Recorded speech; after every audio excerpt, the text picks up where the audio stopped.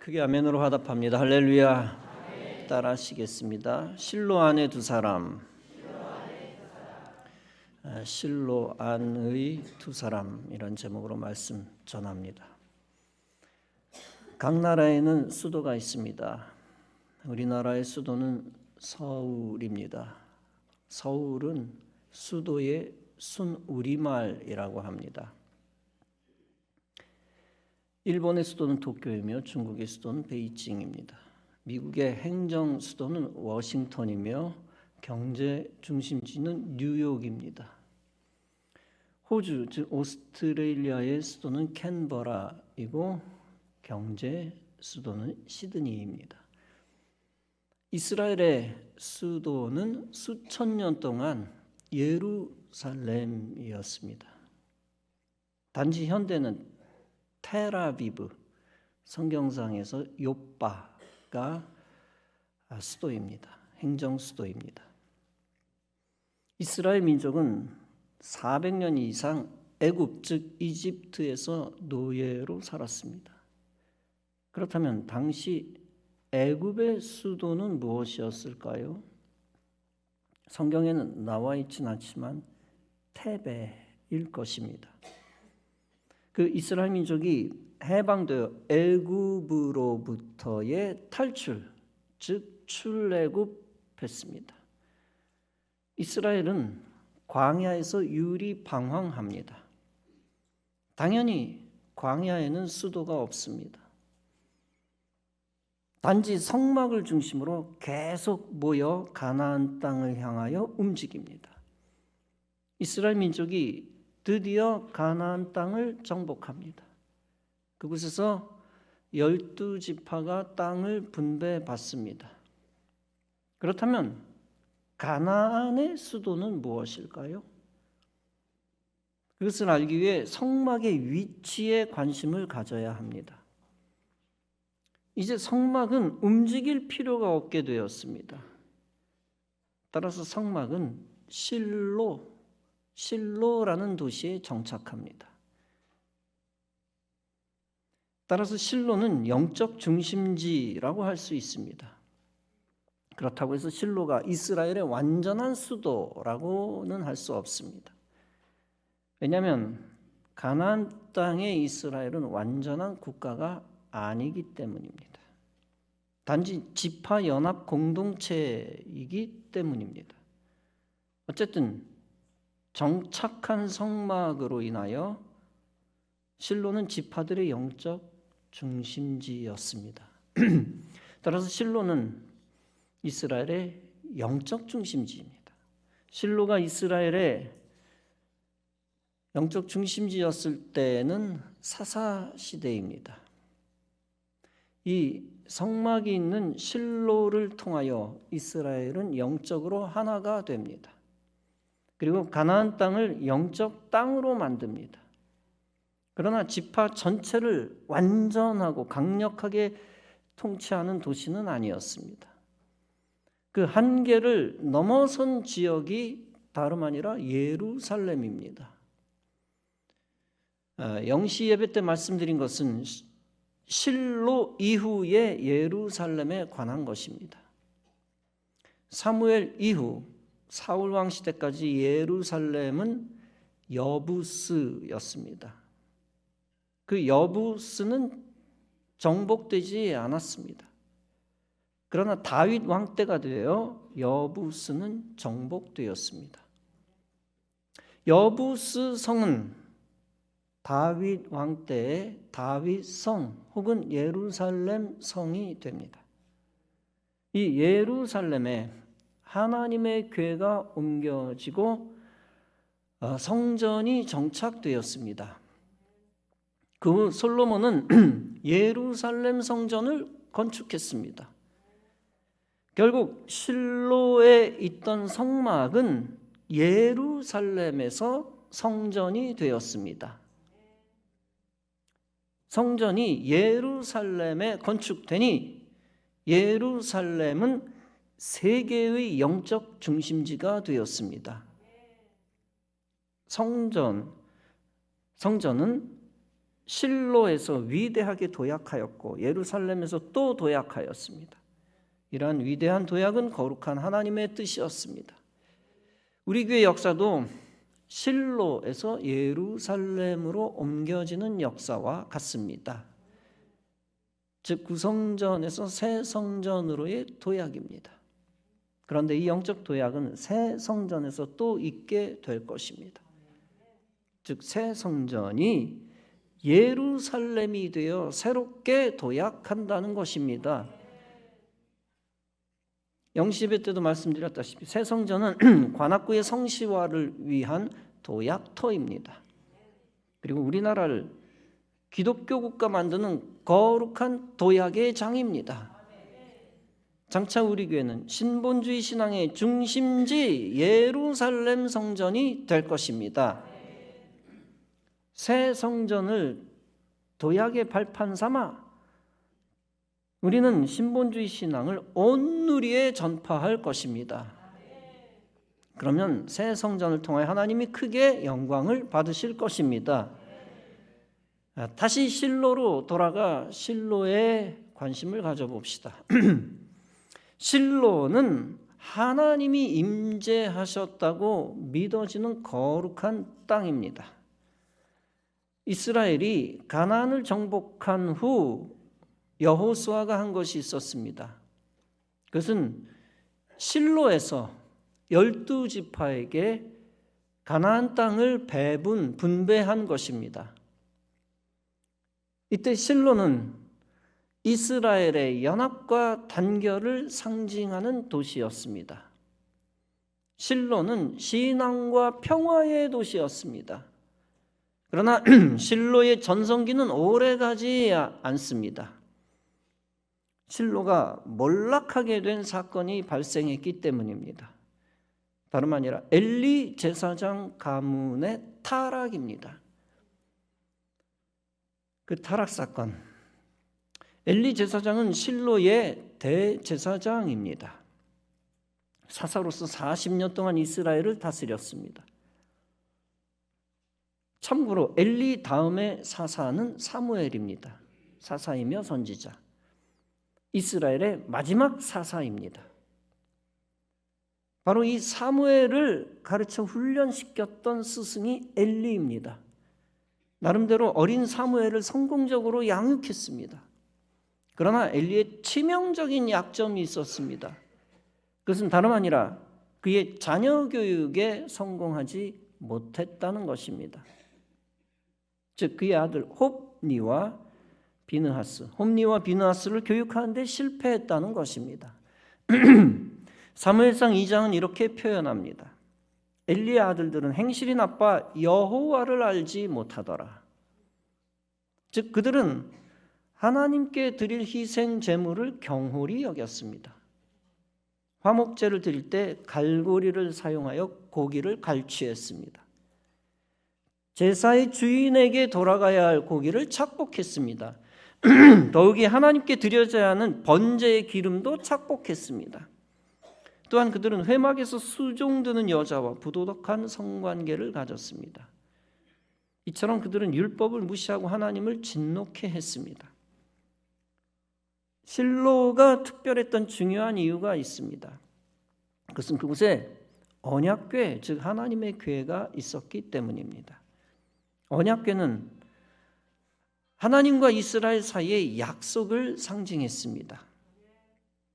이 언약궤는 이스라엘 부족 공동체를 묶어 신앙으로 하나 되게 했습니다.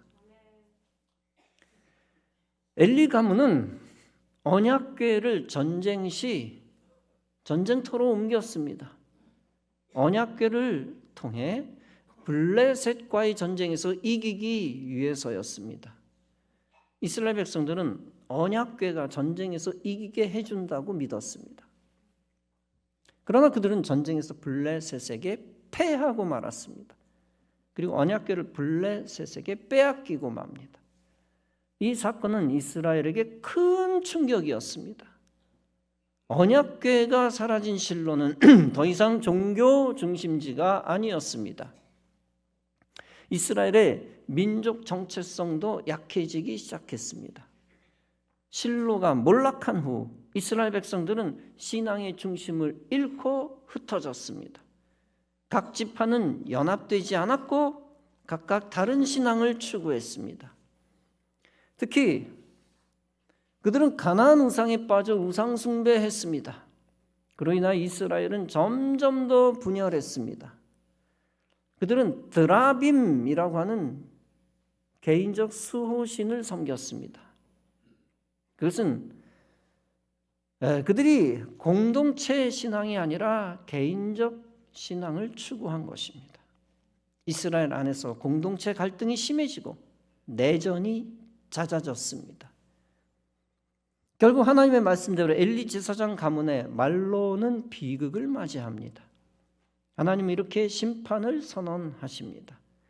네 두 아들 홈니와 비느하스가 한날에 죽으리니 그들이 당할 그 일이 네게 표징이 되리라. 이스라엘이 언약궤를 빼앗긴 후 홈니와 비느하스는 전투에서 전사합니다. 그 말을 듣고 엘리는 의자에서 넘어져 목이 부러져 죽고 맙니다. 이렇게 실로에서 비극적으로 엘리 가문은 멸망합니다. 이런 실로에서의 비극적 상황에서 이스라엘의 신앙을 살린 이가 있습니다. 다름 아니라 한나입니다. 한나라는 여자. 그는 엘리 가문과는 반대로 실로와 성막에서 복을 받은 자였습니다. 한나는 에브라임 사람 엘가나의 아내입니다. 엘가나는 재물의 분깃을 두 아내 한나와 브닌나에게 줍니다. 그런데 그때 한나에게 갑절의 분깃을 줍니다. 그만큼 엘가나는 한나를 더 사랑했습니다. 그러나 한나는 임신하지 못하여 오랫동안 아기를 낳지 못합니다. 하나님이 그가 임신하지 못하게 했기 때문입니다. 그러다 보니 적수 브닌나로부터 멸시를 받습니다. 브닌나는 한나를 심히 격분하게 하고 괴롭힙니다. 한나는 성소에 올라가서 기도하며 서원을 합니다. 하나님이 나에게 아들을 주시면 그를 나시린으로 키워 하나님께 바치겠습니다. 나시린은 특별하게 구별되어 하나님께 헌신하는 자입니다. 술, 사람으로부터 분리되고 삭도를 머리에 대지 않습니다. 하나님 앞에서 서약함으로써 자신을 하나님께 바칩니다. 그런 부류가 나시린입니다. 드디어 한나는 서원기도 응답으로 아들 사무엘을 낳습니다. 그리고 서원대로 사무엘을 하나님께 바칩니다. 그 후 한나는 구약의 송가로서 한나의 노래를 불러 하나님께 감사합니다. 그리고 매년제를 드리러 실로로 올라갑니다. 그때마다 작은 겉옷을 찢습니다. 그 행위를 통해 그는 사무엘에게 주는 어머니의 사랑을 보입니다. 그 후 하나님은 그녀에게 아들 셋과 딸 둘을 주십니다. 여기서 우리가 알아야 할 것이 있습니다. 그것은 한나의 기도가 자신만의 기도가 아니었다는 것입니다. 그의 기도는 차원이 높은 이스라엘을 위한 성소를 위한 서원 기도였습니다. 한나는 신앙의 중심을 잃어버린 이스라엘을 다시 하나로 모으고 싶었습니다. 그 염원대로 그의 아들 사무엘은 훗날 이스라엘의 지도자가 됩니다. 그리고 사무엘은 이스라엘 민족 공동체를 하나로 묶습니다. 사무엘은 단순한 인물이 아니었습니다. 실로의 타락한 엘리 가문을 대신해 이스라엘의 신앙을 회복시킨 인물이었습니다. 사무엘은 이스라엘을 미스바에 모아 신앙 회복을 추구했습니다. 신앙으로 하나 된 이스라엘은 결국 블레셋과의 전투에서 승리하게 되었습니다. 그는 그 자리에 돌을 세우고 그 자리를 에벤에셀이라고 불렀습니다. 에벤에셀은 하나님이 여기까지 도우셨다는 의미입니다. 이는 하나님이 다시 이스라엘과 함께 하신다는 상징입니다. 본문에서 하나님은 말씀하십니다. 내가 나를 위하여 충성된 제사장을 일으키리니 그 사람은 내 마음 내 뜻대로 행할 것이라. 내가 그를 위하여 견고한 집을 세우리니 그가 나의 기름 부음 받은 자 앞에서 영구히 행하리라. 즉 하나님이 사무엘과 같은 신실한 제사장들이 나타나게 하시겠다는 것입니다. 그 제사장이 기름 부음 받은 왕을 도울 것이라는 것입니다. 그리고 왕은 하나님을 위하여 견고한 성전을 세운다는 것입니다. 요약하면 실로와 이스라엘은 엘리 가문의 타락으로 몰락했다고 할 수 있습니다. 그리고 한나의 기도와 사무엘의 지도력으로 회복되었다고 할 수가 있습니다. 여기서 우리는 영적 원리를 알아차려야만 합니다. 귀중한 영적 도시 안에 복 있는 사람만 있는 것이 아니라는 것입니다. 복이 없는 사람, 도시를 무너뜨리는 사람이 있다는 것입니다. 이처럼 영적 도시 안에 복 있는 사람과 복 없는 사람이 공존합니다. 도시를 살리는 사람과 도시를 죽이는 사람이 공존합니다. 더 나아가 하나님을 대적하는 사람과 하나님의 사람이 공존합니다. 그리고 선한 자와 악한 자도 공존합니다. 엘리 자신은 사실 악한 자는 아니었습니다. 그러나 그는 마귀에게 속한 자녀들을 다스리지 않았습니다. 실로라는 도시가 악의 세력에 의해 무너져가는 것을 몰랐습니다. 제사장이면서, 그것도 대제사장이면서 도시가 쓰러져가는 걸 못 알아차렸다. 악의 방조자, 어리석은 영적 정치적 지도자였습니다. 안타깝게도 결론적으로는 느슨한 세속적 인본주의로 직무유기하니 가정이 무너지고 공동체가 무너졌습니다. 그리고 실제 홈리와 비느하스는 하나님을 대적하는 자들이었습니다. 성소를 살리지 못하고 성소를 무너뜨리는 자였습니다. 성소가 무너지니 실로라는 도시가 멸망했습니다. 몰락했습니다. 실로라는 도시가 몰락하니 이스라엘 지파 공동체가 무너졌습니다. 반대로 한나는 영적 책임감을 가진 이입니다. 그는 단순히 개인의 복수 때문에 자녀를 원한 것이 아닙니다. 그저 자기의 가정만을 행복하게 만들려 하는 하급 여자, 하급 아줌마가 아니었습니다. 그는 하나님의 뜻을 하는 하나님께 합한 자였습니다. 따라서 그는 자신의 기도 목적을 하나님의 목적과 연결시켰습니다. 그로 인하여 그는 기도 응답받았을 뿐 아니라 하나님의 뜻을 이루었습니다. 자신과 가정과 성소와 도시 실로와 이스라엘 공동체까지 살렸습니다. 아들 사무엘을 통하여 실로라는 도시가 축복의 발판되게 했습니다. 즉 실로가 발판되어 예루살렘이란 더 위대한 도시가 탄생했습니다. 이 예루살렘은 결국 지구상의 가장 중요한 영적 중심지가 되었습니다. 여기서 우리가 또한 알아야 할 것이 있습니다. 그것은 첫째, 우리의 소원이 하나님의 영광을 위한 것이어야만 된다는 것입니다. 둘째, 우리의 가정이 작은 성소가 되어야 한다는 것입니다. 셋째, 우리의 지역과 마을과 도시가 신앙 회복으로 거룩해져야 한다는 것입니다. 넷째, 우리의 나라가 하나님 나라 되어야 한다는 것입니다. 성도가 이런 것을 이룰 때 하나님이 영광을 받으십니다. 그리고 하나님의 영광을 위해 헌신한 사람을 하나님이 위대하게 하십니다. 더 나아가 그에게 인간적이고 세상적인 모든 필요도 더하여 주십니다. 이 하나님의 역사를 성취하기 위해 성도가 노력해야 하는 것이 있습니다. 그것은 이 땅의 어둠의 권세를 물리치기 위하여 기도해야 한다는 것입니다.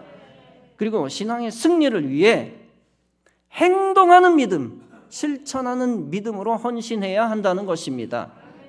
그러면서 하나님의 뜻을 이루는 자의 편에 서야 한다는 것입니다. 성도는 도시와 나라를 어둡게 만드는 자의 편에 서서는 안 됩니다. 오직 도시와 나라를 살리는 자의 편에 서야 합니다. 우리 인생이 착각하는 것이 있습니다. 그것은 지역과 나라 안에서 좌우 균형이 필요하다는 겁니다. 그런 생각입니다. 즉 좌우 균형의 허상입니다. 아프리카 초원의 초식동물은 대체로 빠릅니다. 영양, 즉 가젤은 최고 시속 약 90km. GNU, 누는 최고 시속 약 80km입니다. 반면 육식동물인 사자와 표범은 시속 60km에 불과합니다. 달리기 속도만을 단순 비교하면 사자와 표범은 모두 멸종했었어야 했습니다. 그러나 이들 육식동물은 오랜 기간 종을 유지해 왔습니다. 그들은 몸을 낮추어 초식동물에게 안 보이게 최대한 가까이 접근합니다. 그 순간적으로 기습하여 희생제물로 삼습니다. 평화를 사랑하는 초식동물은 한가롭게 풀을 뜯다가 날벼락을 맞습니다. 비겁하게 매복을 하고 있다 덮치니 당해낼 재간이 없습니다. 도시와 나라 속의 어둠의 세력도 이와 같습니다. 어둠에 속한 사람들이 빛에 속한 평화로운 백성을 속여 기습합니다. 그 도시와 나라를 멸망시킵니다. 많은 이들이 학창시절 학습을 받아 사고가 굳어져 있습니다. 우파가 있으면 좌파도 있어야 균형이 맞추어진다는 허상입니다. 이게 교육의 효과죠. 표범의 목적은 영양과의 정당한 한판 달리기 시합이 아닙니다. 녀석의 목적은 사냥하여 영양을 잡아 죽이는 겁니다. 자유민주주의와 백성은 사냥하는 상대와 대화하기 어렵습니다. 생존을 건 체제 싸움뿐입니다. 좌파가 있는 한 진정한 민주주의는 어렵습니다. 오직 진정한 민주주의는 좌파가 사라져야 가능합니다. 좌파 이념적 기반은 마르크스 이론입니다. 오늘날 이 이론을 기반으로 하는 권세자는 세 가지를 동시에 지지합니다. 동성애 차별금지법, 공산주의, 반기독교입니다. 마르크스의 결론은 간단히 다음에 한 문장으로 요약할 수 있습니다. 더러운 세상 때려 부셔라. 그런데 순진한 자들은 이런 자들과 함께 민주주의를 할 수 있다고 착각합니다. 순수한 백성들은 다음과 같이 생각합니다. 설마 그들이 대한민국의 체제를 바꾼다고? 그럴 리가 있어. 그러나 그런 권세자들에게 힘을 주었을 때 어떻게 되었습니까? 이 땅의 자유민주주의가 속절없이 무너지는 것을 봅니다. 그들의 입에 발린 정치적 수사는 발톱을 숨기기 위한 위장전술에 불과합니다. 그들은 지난 수십 년간 물밑에서 매복하여 기초 작업을 이미 끝냈습니다. 게임 오버! 이들이 매복한 장소는 공교육 기관입니다. 이미 공교육을 장악하여 아이들에게 불온 사상을 다 주입해 놓았습니다. 우파가 공공기관에서 진행하는 동성애 홍보 프로그램에 대하여 항의합니다. 그래서 담당자는 이렇게 말했습니다. 지금은 당신들이 시끄럽게 해서 몇 개 프로그램을 취소시킬 수 있겠지만 10년만 지나면 아무리 시끄럽게 해도 안 될 걸. 즉 이 아이들이 하나 둘 투표권을 가지게 될 거라는 겁니다. 그러면 점차 자신들의 세상이 될 것이라는 의미였습니다. 학교 운영위원회의 경우 의원의 상당수가 맘카페 소속의 좌파들입니다. 서울시 성평등지원센터장이 간행물윤리위원회를 장악했습니다. 동성애를 하면 쾌감과 자극이 있다는 내용을 담은 도서를 만들었습니다. 그런데 심의위원회가 그것이 청소년에게 유해하지 않다는 결정을 내렸습니다. 우파에서 위원장과 직원을 직무유기로 형사고발했습니다. 그러나 공무원이 아니다라는 사유로 각하되었습니다. 사람들은 좌파의 계획이 얼마나 주도 면밀한지 다시 한번 몸서리치게 되었습니다. 사자와 표범이 노리는 것은 거의 항상 어린 개체입니다. 더 느리고 약하기 때문에 이보다 더 좋은 사냥감도 없습니다. 처파도 마찬가지입니다. 어릴수록 선동에 취약하기 때문에 청년과 학생을 노립니다. 지금도 우리 어린 학생들은 좌경화된 학교에서 좌파의 전사로 길러지고 있습니다. 그렇게 키워진 학생들이 교회를 혐오하는 것은 너무나 당연한 것입니다. 지극히 자연스러운 비극적인 일이죠. 순진한 학생들을 선동하여 촛불 집회에 동원하는 교사가 있습니다. 그들은 토론의 대상이 아니라 척결의 대상입니다. 모택동 역시 자신의 권력을 회복하기 위하여 한 것이 무엇입니까? 어린 학생을 홍위병으로 내세워 문화 대혁명을 일으킨 것입니다. 기독교가 마르크스주의자들을 정계에서 몰아내도 괜찮습니다. 그들이 멸망해도 사회의 균형 감각은 여전히 살아 있습니다. 자연스럽게 다수의 우파 정당이 만들어져 견제와 균형이 이루어집니다. 내가 탄 배, 내가 탄 선박이 더러우니 뒤집어 엎어야 한다는 사람들이 있습니다. 그런 사람과는 긴 시간을 같이 항해해서는 안 됩니다. 일단 이들을 몰아내고 나서야 비로소 세울 수 있는 것이 민주주의입니다. 그리고 제대로 된 자유민주주의가 있는 나라에만 교회가 존재합니다. 교회가 없어지면 이 땅에 천국 갈 수 있는 사람도 없어집니다. 가나안 땅의 실로에서 엘리 같은 사람은 그다지 도움이 안 되는 사람입니다. 홈리와 비느하스 같은 사람 무조건 없어져야 되는 사람입니다. 그리고 가나안 땅의 실로에서 한나 같은 사람은 큰 도움이 되는 사람입니다. 사무엘과 같은 사람은 반드시 있어야 하는 사람입니다. 그런 사람은 장차 실로를 뛰어넘어 예루살렘을 열어가는 사람입니다. 그 예루살렘에서 하나님 예배와 하나님 성전을 세울 수 있는 사람입니다. 그것을 통하여 구원받는 백성들을 풍성히 만들 수 있는 사람입니다. 그리고 영원히 이 땅과 내세에서 하나님께 영광 돌릴 수 있는 사람입니다. 여러분 모두 그런 빛에 속한 자 되시기 바랍니다. 거룩한 도시를 살리고 이 땅에 이 땅을 하나님 나라로 만드시기 바랍니다.